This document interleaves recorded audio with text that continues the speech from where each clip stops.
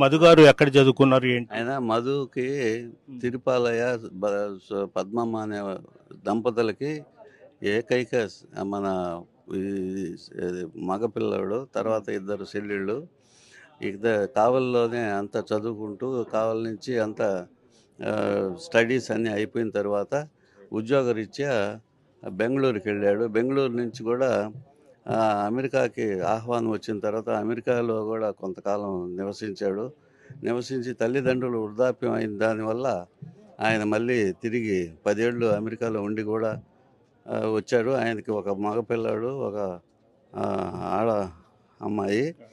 ఆ తర్వాత ఏంటంటే అక్కడ బెంగళూరులో కూడా కొంత స్థిమితంగా ఉండి ఇక్కడ తల్లిదండ్రుల్ని ఎప్పుడూ ఆదరిస్తూ ఆయన సౌమ్యవాది.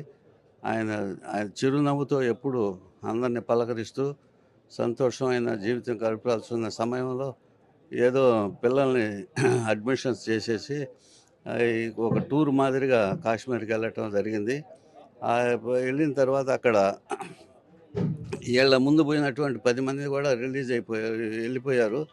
వీళ్ళ టైం బాగలేక ఈయన వచ్చిన తర్వాత అందరినీ వెళ్ళిపోతూ ఉంటే కూడా కొందరు వెళ్ళిపోయారు వీళ్ళని చూసి.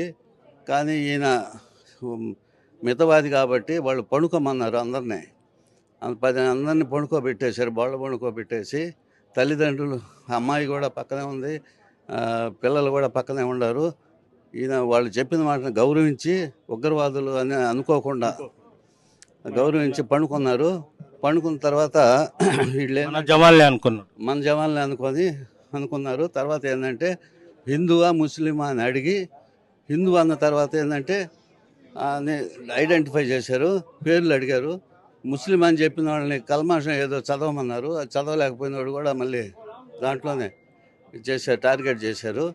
ఈయన హిందువుని నేను అని చెప్పింది, పేరు మధుసూదన్ అని చెప్పిన తర్వాత వరుసగా అడుక్కుంటూ పోయేసి మన తలకి, హెడ్కి షూట్ చేసేసారు. టోటల్గా భార్య పిల్లల ముందే షూట్ చేసిన తర్వాత ఇంకా దిక్కు తెలియని పరిస్థితుల్లో మన ఉగ్రవాదులు వెళ్ళిపోయారు షూట్ చేసేసి.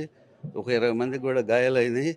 ఈ అమ్మాయి ఏంటంటే వెంటనే ఈళ్లలో నుంచి పరిగెత్తేసాడు ఒక అతను, ఈళ్ళ టూర్లో నుంచి ఉన్న అతను మనకేంటంటే విషయం చెప్పాడు, ఈ విధంగా మధుసూదన్ షూట్ చేయబడ్డాడు అని చెప్పిన తర్వాత మేము కంగారుగా ఇంకా మా కార్యక్రమాల్లో ఏడు చేయాలో ఏందని అనుకుంటే ప్రభుత్వం వారే మళ్ళీ మేము అన్నీ చేస్తాము, మీరేం కంగారు పడొద్దని చెప్పారు.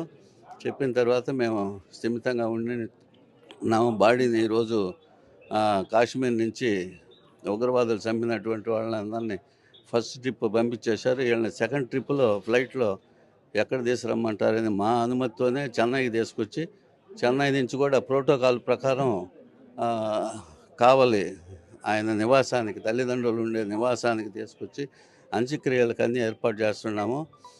తర్వాత ఈ ప్రోటోకాల్ ప్రకారం ఎస్పీ కానీ వాళ్ళ ఆర్డర్స్, తర్వాత ఎంఆర్ఓ, ఆర్డీఓ అందరూ కూడా వచ్చి మాతో సహకరించి అందరినీ కంట్రోల్ చేశారు. కాబట్టి మీకు అందరికీ సంతాపం తెలపాల్సిందిగా, వాళ్ళ తల్లిదండ్రులకి ఒక భరోసా కల్పించవలసిందిగా అందరినీ నేను కోరుతున్నాను. మధుసూదన్ గారికి ఎంతమంది పిల్లలు, ఏం చేస్తున్నారు? కొడుకు, ఆ కూతురు. అమ్మాయి వచ్చి డిగ్రీలో వచ్చి ఇప్పుడు అడ్మిషన్ అయింది. అబ్బాయి బీటెక్ అమ్మాయి. అబ్బాయి వచ్చి 9th క్లాస్. అది ఎక్కడ వివాహం చేసుకున్నారు? ఆయన వివాహం చేసుకుంది నెల్లూరు పసుపులేటి వెంకటేశ్వర్లు గారు అయినటువంటి ఎండిఓ గారి అమ్మాయిని, పెద్ద అమ్మాయి కాబట్టి అక్కడ ఇచ్చారు మధుసూదన్ రావుకి. రెండో అమ్మాయిని, ఇద్దరు కూతుళ్ళు కాబట్టి రెండో అమ్మాయిని నా కుమారుడు అయినటువంటి అనిల్ కుమార్ గారికి చేయటం జరిగింది. అది ఆయన ఫ్యామిలీ బ్యాక్గ్రౌండ్. ఇప్పుడు వాళ్ళ తల్లిదండ్రులకు కూడా హార్ట్ ఆపరేషన్ చేయించాడు ఇతనే.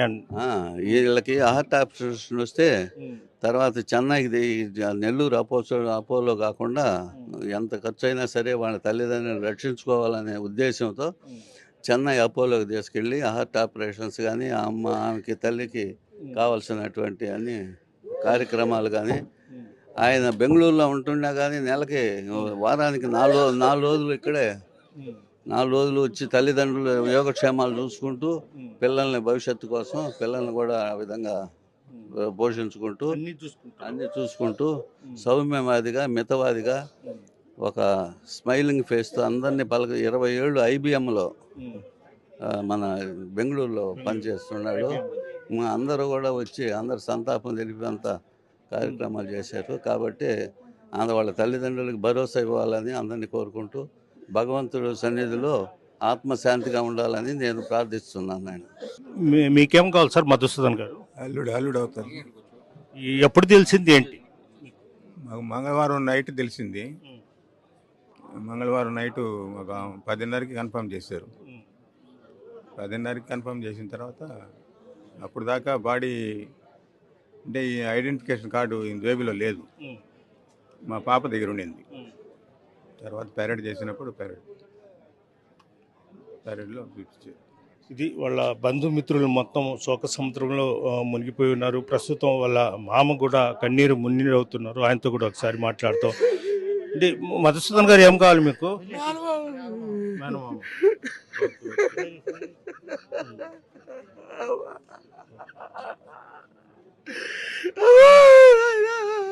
మీకు ఎప్పుడు తెలిసిందండి ఈ విషయము? ఇప్పుడు ఇంతకు ముందు ఒక వారం రోజుల పాటు ఇక్కడే ఉన్నాడా? ఇక్కడే ఉన్నాడు సార్. శుక్రవారం నైట్ శనివారం దాకా ఉన్నాడు. ఇక్కడ బిజినెస్ ఉంది, ఇక్కడ ఉంటాడు వాళ్ళ నాన్నకాడ. వాళ్ళ నాన్న పెద్ద ఆయనని వాడిని అంగటికి. అందువల్ల ఇక్కడ ఉండి అమ్మను వాళ్ళు ఎండ తగలనీడు ఆయన వాళ్ళ నాన్నకి. అమ్మను వ్యాపారం చూసుకొని అమ్మను వెళ్ళాడు శనివారం.